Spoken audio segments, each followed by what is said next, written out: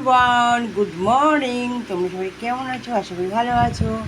চলো, আজকে তো আমাদের এদিকে ভোট, অনেক জায়গায় ভোট। আজকে 29 তারিখ।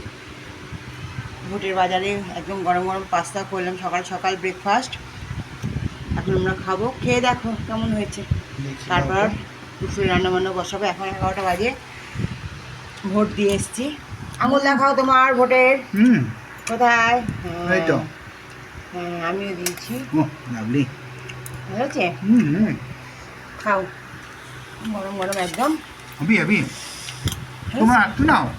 না, আমার আর লাগবে না, লাগলে নেবে। ফুলকপি, গাজর, বিনস দিয়ে করেছি, টমেটো বলছি, পেঁয়াজ আর কিছু দিয়েছি, কী বলে ওটা, গোলমরিচ এসব দিয়ে করেছি, ঠিক আছে। আর সস, ডিম ডিম ডিম বলেছি। কেমন লাগছে খেতে? ভালো, দারুণ হয়েছে গো।